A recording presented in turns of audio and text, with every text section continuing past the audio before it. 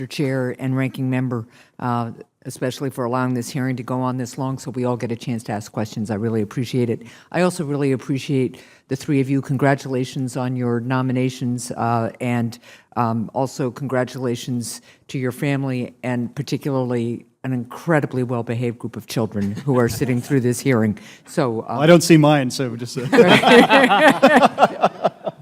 You know, everybody has their tolerances, but I think they're all doing extremely well. I wanted to touch for just a minute on a topic that Senator Udall raised, and I think others have as too. Obviously, there is a link between the strength of our democracy and a free press. And the First Amendment in our Constitution enshrines this national value by guaranteeing freedoms for the press and guards against censorship. And I share many of my colleagues' concern that this administration has very little regard for this value. To Senator Udall's point, he and I have asked for a hearing kind of on the state of the media and press, since there hasn't been a hearing on this issue since I think it's about 2009. Because of the hostility we're seeing directed at the free press, and because of the increase in consolidation and the prospect of even more. So I'll reiterate that request as well. But my question for each of you is, if confirmed, will you commit to upholding the values of the United States Constitution throughout your duties, including those shrined in the First Amendment protecting the free press? Mr. Pai. Yes, Senator. Yes, Senator. Thank you. Yes. Thank you very much. I wanted to come back to the E-rate program, and Ms. Rosenworcel, you have really worked diligently on these policies, and I really enjoyed our conversation about your work to help close the so-called homework gap. I am really grateful for your efforts, because you're really working to ensure that all across the country our students have access to quality broadband so that they can complete their studies and ultimately compete in a global marketplace.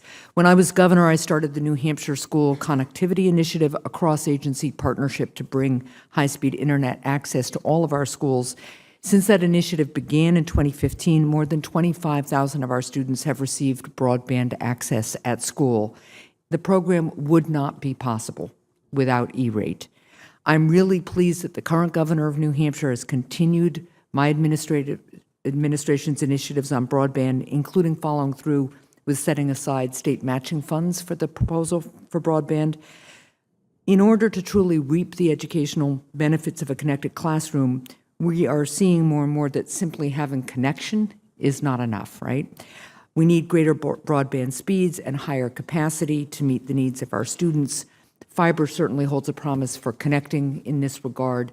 But we are still in a situation in my state, the Granite State, where nearly 16% of our schools lack service providers who will be able to build out fiber connections for them. So what is your response to these communities, and how can we help them succeed in getting access to fiber? Will E-rate continue to be a top priority for you? I've heard from Chairman Pai, it will be from him, but just how can we help these folks who still don't have the level of connectivity we need to really help those students succeed? Thank you, Senator, for the question. E-rate is absolutely vital. It is the best tool we have to reach every school and every student in this country with the broadband they need for modern education. To the extent that the program hasn't reached some corners of New Hampshire, that is something that certainly I would be happy to talk to you about. I think it has that potential. Reforms were put in place in 2015, and promises were made to every school and library in this country that E-rate dollars would be available to them, and I want to make sure that that promise is kept. Thank you very much. To Chairman Pai and Ms. Rosenworcel, I applaud your efforts, truly a bipartisan initiative to advance balanced spectrum policy, which is clearly hard to say fast, in the United States. With the rapid expansion of wireless dependent services woven into our daily lives, which many of us have referenced, we need to make sure we're doing everything we can to avoid a spectrum crunch and provide greater access to this fundamental finite resource. New Hampshire is a home to many innovators, entrepreneurs, creative businesses, as well as companies that provide manufacturing support for the Internet of Things. Identifying licensed and unlicensed spectrum for greater use will not only ensure that we have the reliable services we are accustomed to, but it will also spur innovation and create new market opportunities for our economy to thrive. So I realize that my time is about to expire, but Commissioner Rosenworcel, can you discuss the role of unlicensed spectrum in providing services to Americans, as well as fostering wide-scale wireless innovation? And Chairman Pai, just briefly, with the emerging prevalence of the Internet of Things and driverless cars, et cetera, do you believe we're postured to meet the increasing demand given current policies for unlicensed spectrum? So Ms. Rosenworcel and then Chairman. Thank you for the question.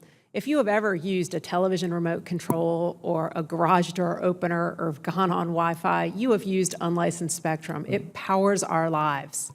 And as we connect more things, more people, more places, and more devices, we are going to need more of it because unlicensed spectrum has low barriers to entry, and that means it's where innovation can happen, and innovation without permission. And I think a good spectrum and wireless economy requires both licensed spectrum and unlicensed. Thank you. Thank you. Senator, I agree with Commissioner Rosenworcel, and I think one of the great things about our unlicensed economy is that our innovators exemplify the spirit that Winston Churchill brought to the table in 1941 when he said, urging for the U.S. to give them more material to fight the war. Give us the tools and we will finish the job. If we give these unlicensed innovators wide swaths of spectrum, low, mid, and high band, there's no telling what kinds of innovations they may be able to pioneer, and we want our American innovators to be at the forefront of that. And so that's one area where, as I mentioned earlier in response to a question to Senator Moran, I believe that the FCC has spoken with unified voice, and hopefully with Congress's support, we'll be able to continue to do that going forward. Thank you, and thank you, Mr. Chair, for letting me go so far over time.